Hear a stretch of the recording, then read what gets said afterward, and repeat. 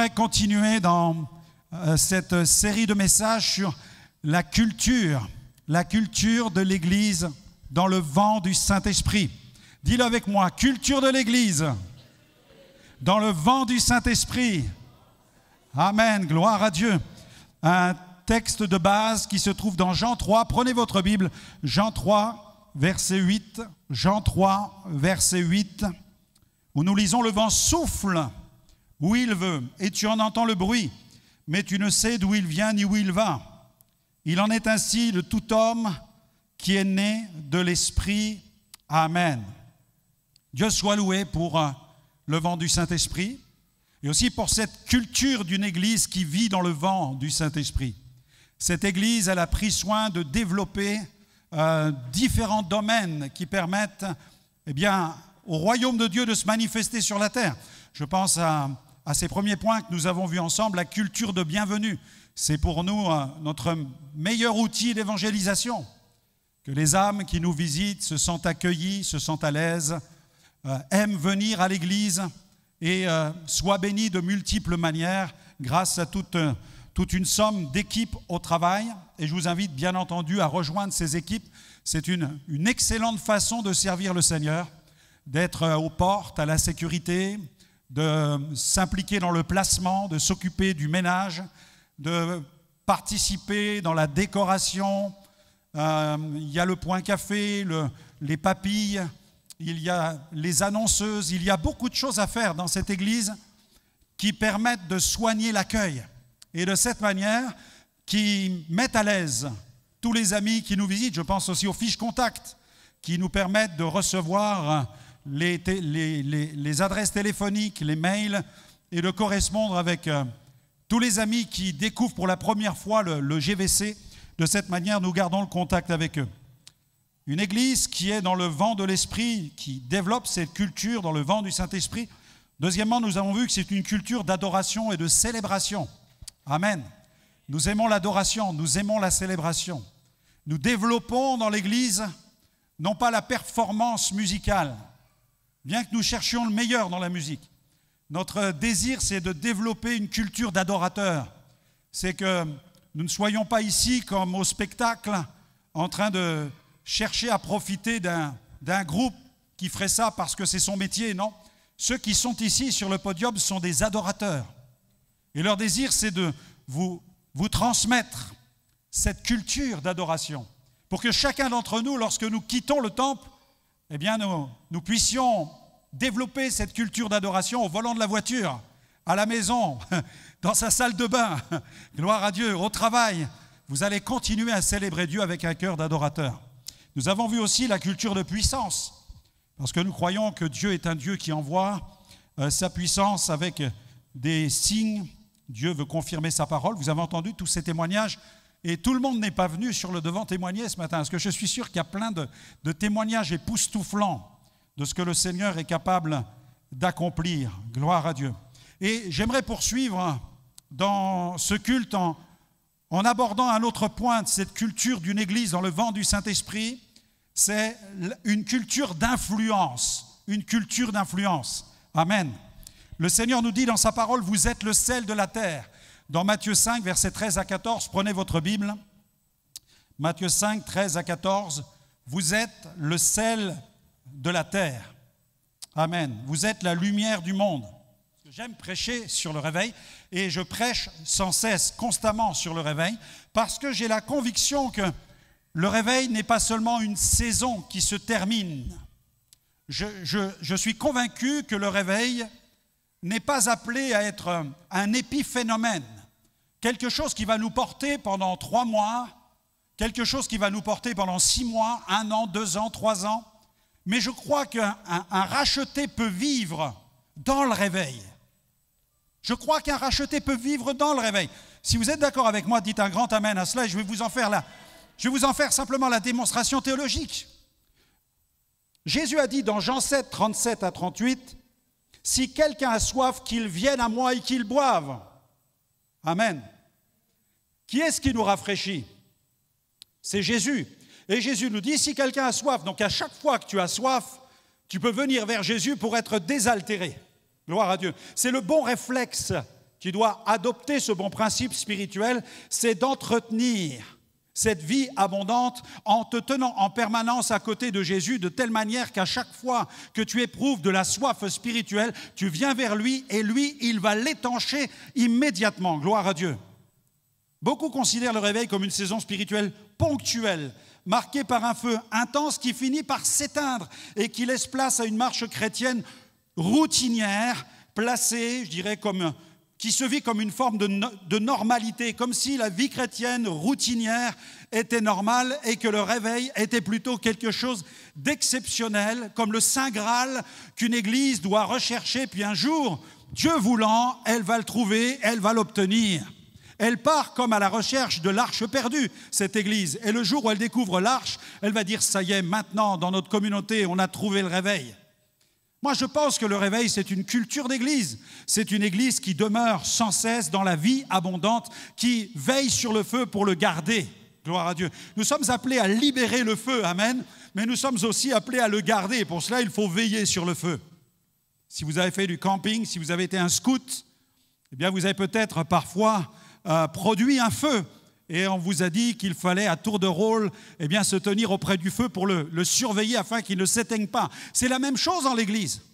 On peut entretenir le système, on peut entretenir la religion avec de la liturgie.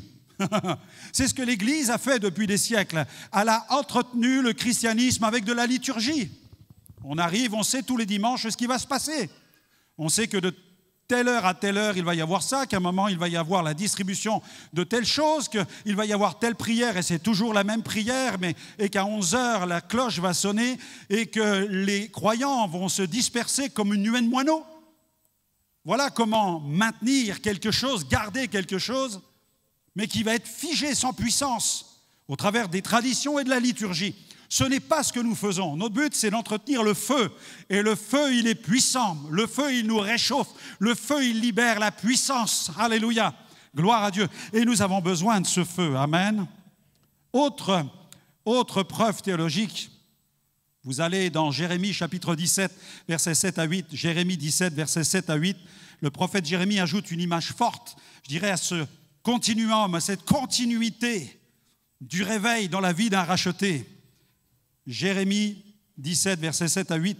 « Béni soit l'homme qui se confie dans l'Éternel et dont l'Éternel est l'espérance. Il est comme un arbre planté près des eaux qui étend ses racines vers le courant. Il ne s'aperçoit point de la chaleur. » Ah, est-ce que je peux entendre un amen à cela? Trouvez-moi quelqu'un qui va dans le désert où il fait 45 à 50 degrés et il est dans le désert et lui, il est là, il se promène tranquillement, il n'aperçoit point la chaleur. Gloire à Dieu. Ça, c'est le réveil. Vous avez l'image de celui qui est dans le réveil. Gloire à Dieu. Il ne s'aperçoit pas de la chaleur quand elle vient. Son feuillage reste vert. Et dans l'année de la sécheresse, il n'a point de crainte. Il ne cesse de porter du fruit. Amen. Voilà ta destinée. Si tu commences, si tu décides ce matin de croire que ta vie spirituelle en tant qu'enfant de Dieu ne sera plus mièvre, ne sera plus insipide, mais qu'elle va prendre du goût, que tu vas devenir le sel de la terre, la lumière du monde, le choix t'appartient, c'est à toi de le choisir. Et de dire, je vais être comme cet arbre qui est là en plein désert alors que la sécheresse vient. Parce que mes racines descendent profondément et elles vont chercher l'eau vive du royaume de Dieu. Alors, mes feuilles sont vertes, je suis verdoyant et constamment, je suis rempli de la vie de Dieu. Amen. C'est pourquoi n'essayons pas de nous trouver des excuses en disant l'époque est difficile, les temps sont durs. Il y a des endroits de la planète où la vie spirituelle est bien plus difficile à vivre que celle que nous vivons ici. Et les croyants sont remplis du Saint-Esprit. Ils vivent des miracles, ils vivent le ministère des anges, ils vivent des signes surnaturels, alors que leur vie est en danger, que la Bible est interdite. Bien-aimés, le Seigneur est là, alléluia. Et il nous dit, venez à moi, vous tous qui avez faim, vous tous qui avez soif, je vous donnerai à manger, je vais vous désaltérer. Le choix nous appartient de dire, je décide à partir d'aujourd'hui de vivre une vie chrétienne qui sera remplie de la présence du Saint-Esprit. Amen. Des verbes puissants sont dans la parole. Soyez toujours joyeux. Amen. Soyez toujours joyeux. Montre toutes tes dents à ton voisin. Souris-lui maintenant. Amen. Alléluia. Soyez toujours joyeux. Amen. Vous qui êtes sur les réseaux sociaux, nous vous sourions parce que nous sommes joyeux. La Bible dit, soyez toujours joyeux. Pourquoi est-ce qu'on a besoin d'être grave quand on vient à l'église?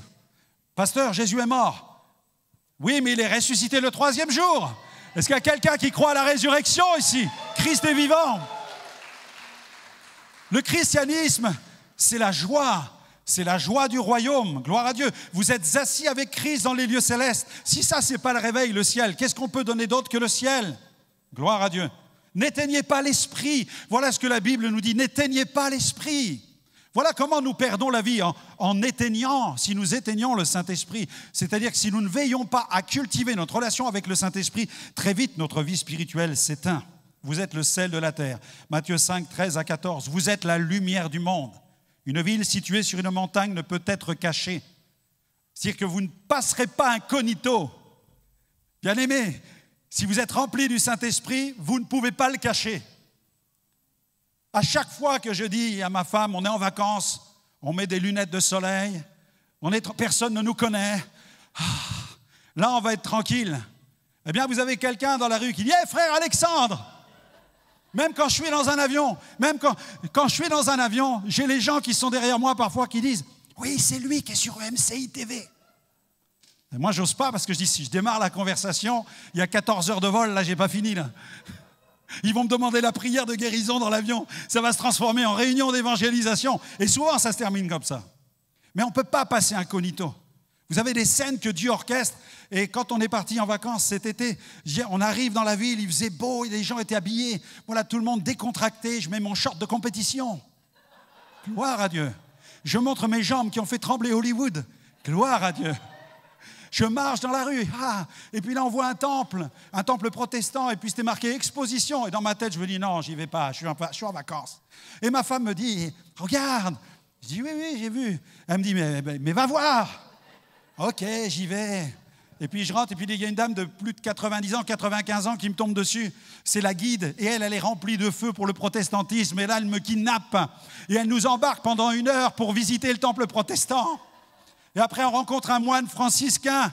Je ne sais plus de quelle obédience il était, mais on rencontre un moine qui était habillé tout en blanc, qui discutait avec nous. Et là, on est parti dans des conversations dans la rue à parler du royaume. Et je dis à ma femme, t'as vu, en fait, on n'est jamais en retraite. On n'est jamais en vacances. On est toujours en mission. Notre ministère, c'est la mission. 24 sur 24, 7 jours sur 7, 365 jours par an, et même les années bissextiles. Amen. Nous sommes appelés à servir le Seigneur non-stop. Alléluia. Dieu soit béni. Vous êtes le sel de la terre et la lumière du monde. Gloire à Dieu. Reinhard Bonnke a déclaré, le christianisme est ce pouvoir de changer les nations une vie à la fois. Une vie à la fois. Je lisais ce témoignage étonnant de cet homme, Jesse Moran Bader, qui était animé de ce slogan « Each one, win one ». Chacun est appelé à gagner quelqu'un. Chacun gagne quelqu'un. C'était un évangéliste du début du siècle dernier qui, lui, était animé de ce slogan. Et un jour, il décide de prendre en charge une communauté. Il en devient le pasteur dans l'État du Kansas, dans la ville d'Atchison, où là, il va s'occuper de cette communauté déjà qui compte 300 membres. En quelques années, elle va monter jusqu'à 1400 membres parce qu'il éduque sa communauté avec ce grand principe, chacun doit gagner quelqu'un. Amen. Globalement, nous avons dépassé les 300 qui fréquentons le Gospel Vision Center. Imaginez que chacun gagne quelqu'un. Cette année, bien-aimés, ça fait combien? On passe à 600. Oh my! Alléluia! On va avoir du travail. Il va falloir multiplier les cultes. Imaginez. Et si on considère gagner une personne, juste une dans l'année, allez, on ne va pas être gourmand, une dans l'année. Mais je sais que vous êtes des vrais témoins ici. Vous aimez en gagner plusieurs. Si vous pouvez gagner une famille entière, vous allez le faire. Imaginez comment la croissance d'une communauté peut devenir exponentielle si chacun décide non pas d'emprunter le chemin d'une forme d'évangélisation qu'on nous impose. Mon but, ce n'est pas de vous imposer un système, une méthode, ce n'est pas cela. Non, mais c'est que nous soyons vraiment le sel de la terre et la lumière du monde. Si tu es vraiment le sel de la terre et la lumière du monde, tu n'as même pas besoin de chasser les âmes. Elles vont venir vers toi. Dieu va les mettre sur ta route. Parce qu'il sait que tu es quelqu'un qui est vivifié. Il sait tu es un porteur d'eau. Et les âmes qui ont soif, tu vas les désaltérer. Les âmes qui vont faim, tu vas partager ton pain spirituel avec elles. Mais si tu es endormi, tu ne verras même pas les âmes qui s'approchent de toi. Non. Mais si tu es réveillé, tu vas les discerner. Dans ton cœur, tu vas sentir que tu dois parler. Tu vas ressentir ces merveilleuses impulsions du Saint-Esprit. Each one win one. Chacun peut gagner quelqu'un. Et je vais vous en faire la démonstration biblique ce matin. Je pense à André. André qui amène Pierre. Regardez dans Jean 1, 40 à 42. André, le frère de Simon-Pierre, était l'un des deux qui avait entendu les paroles de Jean et qui avait suivi Jésus. Ce fut lui qui rencontra le premier son frère Simon et lui dit « Nous avons trouvé le Messie », ce qui signifie le Christ. Et il le conduisit vers Jésus. Jésus, l'ayant regardé, dit « Tu es Simon, fils de Jonas. Tu seras appelé Céphas, ce qui signifie Pierre. » Gloire à Dieu. André s'occupe simplement de Pierre. Peut-être que tu te dis, mais moi j'aimerais être comme l'évangéliste un tel et je voudrais gagner des foules pour Christ. Et tu as bien raison. Tu as bien raison. Si Dieu t'appelle à ce ministère, tu verras les choses s'accomplir. Mais si chaque chrétien prend conscience qu'il peut amener quelqu'un, il peut pêcher des gros poissons. Gloire à Dieu. Il faut aussi sauver les petits poissons. Gloire à Dieu. Amen. Mais parfois, tu vas pêcher un poisson, tu n'imagines pas ce qu'il va faire ensuite. André, il pêche l'apôtre Pierre. Et l'apôtre Pierre, à la Pentecôte, quand il prêche, il pêche 3000 âmes. Gloire à Dieu. Pouvez-vous imaginer demain pêcher un Billy Graham, pêcher un Reinhard Bonnke? Alléluia. Dieu peut vous permettre de le vivre. Pierre a été conduit par André. L'histoire remonte au 19e siècle avec un homme nommé Edward Kimball, un simple enseignant d'une école du dimanche. Un jour, poussé par l'esprit, il va dans la boutique de chaussures du quartier où travaille un jeune homme, où là, il va lui parler de Jésus. Ce jeune homme, c'était D.L. Moody. Moody va devenir l'un des plus grands évangélistes du 19e siècle. Et c'est un moniteur de l'école du dimanche qui va le rencontrer dans ce magasin de chaussures. Il va lui témoigner. Moody va se convertir. Mais ça n'est pas tout, puisque Moody va prêcher l'évangile et un homme du nom de Wilbur Chapman va se convertir et deviendra prédicateur. Chapman va prêcher et il va influencer la vie de Billy Sunday, un ancien champion de baseball qui va devenir évangéliste. Et ensuite, Billy Sunday va marquer la vie de Mordecai Ham, qui lui va organiser une campagne d'évangélisation dans laquelle un jeune homme du nom de Billy Graham va s'avancer pour être sauvé. Mais à la base de toute cette chaîne de transmission, gloire à Dieu, il y a un moniteur d'école du dimanche. Amen. C'est pourquoi servez le Seigneur dans tous les domaines. Parce que Dieu peut se servir de celui qui fait le ménage dans l'église. Dieu s'est servi du ménage pour amener quelqu'un à Jésus dans ma première assemblée. Avec Liliana, nous avons implanté une église à Romilly-sur-Seine. Et dans les premiers mois, je m'occupais du ménage. On s'occupait un peu de tout. Quand on est pionnier, on s'occupe de tout. On fait l'accueil, la sécurité, on fait le ménage, on prêche, on fait le numéro de claquette à la mi-temps. On doit tout faire. Voilà, on est comme des couteaux suisses. Et puis le jeudi après-midi, je passais l'aspirateur sur l'estrade. Et puis là, je passe l'aspirateur et je vois une dame qui rentre et qui s'assoit. Et je coupe l'aspirateur, je vais vers elle et je lui dis « Madame, vous cherchez quelqu'un ?» Je ne pensais pas qu'elle cherchait une église ni un pasteur. Je me suis dit « Cette dame dans le quartier s'est perdue. » Il y avait un magasin qui s'appelait la Cave à Vin juste en bas, juste avant l'église. Et malheureusement, bien trop de gens, plutôt que de venir à l'église, s'arrêtaient à la Cave à Vin. Et quand ils reprenaient la voiture, eh bien souvent, ils rasaient les murs avec leur propre voiture. J'ai sauvé un homme comme ça qui était complètement ivre au volant de sa voiture et qui remontait la rue. Il n'était plus capable de piloter. Et là, je vois cette dame qui rentre et je me dis, elle cherche la Cave à Vin. Elle s'est trompée de porte. Alors, je vais vers elle et je lui dis, Madame, vous cherchez quelque chose? Elle me dit, oui, je cherche un pasteur. Et je dis, c'est moi. J'en suis un. Il dit, mais pourquoi? Elle me dit, j'ai besoin d'être sauvé.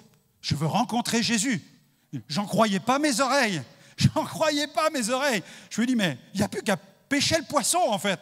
Alors j'ai dit, Madame, répétez cette prière avec moi. Elle répète la prière instantanément sur sa chaise. Et là, les larmes coulent. Je prie pour elle. Le Saint-Esprit descend sur elle. Ce jour-là, elle se convertit, elle change de vie. Des années plus tard, elle deviendra secrétaire à plein temps dans notre ministère. Elle a pris sa retraite il y a quelques années. Gloire à Dieu, on peut acclamer le Seigneur. On a pêché un gros poisson. Amen. Dieu soit béni. Philippe amène Nathanaël. Philippe amène Nathanaël. Dans Jean, chapitre 1er, versets 45 à 46, Philippe rencontra Nathanaël. Il lui dit, nous avons trouvé celui de qui Moïse a écrit dans la loi et dont les prophètes ont parlé, Jésus de Nazareth, fils de Joseph. Nathanaël lui dit, peut-il venir de Nazareth quelque chose de bon? Philippe lui répondit, viens et vois. C'est simple, non? Viens et vois. Quelques mots simplement, viens et vois. Philippe, après avoir rencontré Jésus, ne garde pas la nouvelle pour lui, il la répand. Peut-être que vous vous dites, mais pasteur, vous êtes un super évangéliste, les gens ne vous résistent pas. Vous n'imaginez pas le nombre de personnes que j'ai invitées qui ne sont jamais venues m'écouter. Vous ne pouvez pas imaginer les milliers auxquels j'ai parlé. Peut-être tu es là ce matin, tu es triste, tu es déçu parce que tu veux amener ton mari, ton épouse, des membres de la famille à Jésus. Et tu es là en te disant, mais mince, les gens ne viennent pas quand je les invite. Mais persévère. Persévère. La Bible nous demande d'être le sel de la terre et la lumière du monde. Elle nous demande de jeter la semence. Et elle dit, jette ton pain à la surface des eaux, car avec le temps, tu le retrouveras. Un jour, j'ai dit à Dieu, mais comment on peut retrouver du pain si on le jette à la surface de l'eau? Parce qu'il se décompose et il disparaît. Et il m'a dit tout simplement parce que les poissons vont le manger. Un jour, tu vas pêcher le poisson et c'est ce pain-là qui a fait grossir le poisson. Amen. Jette ton pain à la surface des eaux. Répands la parole de Dieu. Diffuse-la. Tu es déçu parce que quelqu'un de ta famille n'est pas venu? Eh bien, touche 100 personnes la semaine prochaine. Touche Jean 1000 et tu en verras quelques-uns commencer à venir pour écouter la parole. Parle à plus de gens, répands l'évangile et cherche à en atteindre de plus en plus. Je vous ai parlé de Billy Graham il y a quelques instants. Plus de 215 millions de personnes ont entendu l'évangile en personne lors de ces campagnes d'évangélisation dans plus de 185 pays. Plus de 2,2 milliards de personnes ont été touchées par ces messages via la radio, la télévision, l'Internet et les médias imprimés. Ton témoignage ce matin, quand il va partir sur les réseaux sociaux, il va toucher 100, 500, 1000, 2000, 10 000, 15 000, 20 000 personnes. Tu n'aurais pas pu imaginer que l'Internet allait devenir le pupitre pour la proclamation de la bonne nouvelle. C'est pourquoi explorez, exploitez les moyens qui sont à votre disposition. Utilisez votre bouche, mais utilisez aussi celle des médias pour répandre l'Évangile. N'hésitez pas à le faire. La femme samaritaine, dans Jean chapitre 4, versets 28 à 30, elle est près du puits. Jésus envoie ses disciples faire des courses. Il reste avec elle. Il lui donne une parole de révélation. Il dévoile, il ouvre une fenêtre sur sa vie privée. Elle est impactée, surprise. Que fait-elle? Elle dépose sa cruche, elle court dans le village et elle commence à répandre. Et elle dit, venez voir un homme qui m'a dit tout ce que j'ai fait. Une femme évangélise un village. Souvenez-vous du possédé de Gadara, un seul homme. Jésus le libère des démons. Il voudrait partir avec Jésus et rejoindre l'équipe de disciples de Jésus. Mais Jésus dit, non, non, non, retourne vers les tiens. Dis-leur ce que je t'ai fait. C'est ce qu'il fait. Il rentre dans son village et pas seulement, puisque la Bible nous dit qu'il va évangéliser toute une décapole, ce qui correspond à une région qui compte une dizaine de villes. Gloire à Dieu. Il devient un évangéliste itinérant. Amen. Zachée lui aussi reçoit Jésus chez lui. Jésus traite de tous les dossiers sur son intégrité, les accusations de corruption. Il parle avec lui. Tous les médias de l'époque sont devant la porte. Quand la porte s'ouvre, Jésus explique que la vie de cet homme est transformée. Il va rendre ce qu'il a volé. Il va même donner la moitié de ses biens aux pauvres. La nouvelle va se répandre comme une traînée de poudre, comme sur les tabloïds de l'époque. Tout le monde va être au courant de la vie de ce collecteur d'impôts qui a été transformé. Gloire à Dieu. Un seul homme touche des hommes, touche une ville. Étienne, le premier martyr, même sa mort va retentir. Dans Acte 7, vous pourrez lire le récit de sa lapidation. Et bien qu'il fût lapidé, quand le moment est venu pour lui de rendre l'âme, ses yeux se sont ouverts. Il a vu le Christ sur le trône de gloire qui était debout et qu'il s'était levé pour l'accueillir dans la gloire. Eh bien, son témoignage parle encore jusqu'à aujourd'hui, parce qu'Étienne est considéré dans la tradition comme le premier martyr de l'Église. Gloire à Dieu. Même sa mort est un témoignage jusqu'à aujourd'hui. Je pense aussi à Philippe qui monte sur le char de l'eunuque éthiopien. Il parle avec lui. Déjà, comme je vous le disais tout à l'heure, quand vous êtes ouvert à l'esprit, Dieu ouvre les cœurs à votre ministère, à votre service. Puisque quand il monte sur le char, l'eunuque éthiopien est en train de lire déjà dans la Torah. Il est dans le livre du prophète Ésaïe, dans ce chapitre que nous connaissons comme étant le chapitre 53 qui nous parle de la mort de Jésus. Il a été mené comme une boucherie à l'abattoir, etc.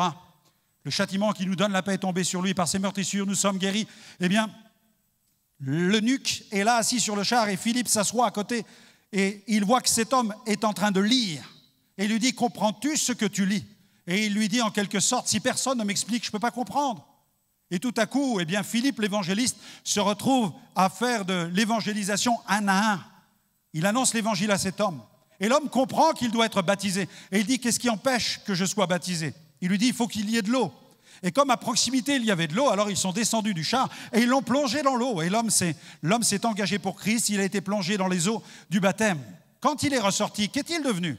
Il a poursuivi sa course. Ensuite, il est rentré en Éthiopie. Qu'a-t-il fait? Il est devenu le premier missionnaire chrétien en Éthiopie. Gloire à Dieu. Amen. Tu es le premier missionnaire de ta rue. Tu es le premier missionnaire de ton bâtiment. Premier missionnaire de ton quartier, de ton HLM. Considère maintenant que tu es le sel de la terre, la lumière du monde, et que toi, tu peux gagner quelqu'un. Il faut que tu entames les conversations. Il faut que tu te laisses conduire par le Saint-Esprit comme Ananias. Ananias a été cet instrument incroyable. Lorsqu'il prie chez lui, cet homme reçoit une visitation du Saint-Esprit. Et Dieu commence à lui révéler le modus operandi. Il va devoir aller chez quelqu'un. L'homme s'appelle Judas. Il habite dans une rue qui s'appelle la droite. Et Dieu lui donne tous les détails. Il dit, tu vas dans cette rue, tu vas là-bas, et là, tu vas annoncer l'évangile. Cet homme est un dangereux persécuteur, mais je l'ai appelé à devenir un apôtre. Et Ananias va vivre les choses comme elles lui ont été révélées. Et quand il va arriver dans la maison de Judas, il va mettre ses mains sur la tête de Saul de Tarse, ce dangereux persécuteur. L'Esprit de Dieu va tomber sur lui. Cet homme qui était frappé de cécité, depuis que Jésus lui était apparu dans une grande lumière sur le chemin de Damas, cet homme va recevoir sa guérison instantanément. Les écailles vont tomber. Et alors qu'il lui impose les mains, il va être rempli du Saint-Esprit. Et il va prophétiser, Ananias va prophétiser sur sa vie. Et il lui annonce un ministère d'apôtre. Et quand Saul se relève de la prière, c'est un nouvel homme, c'est un apôtre, gloire à Dieu.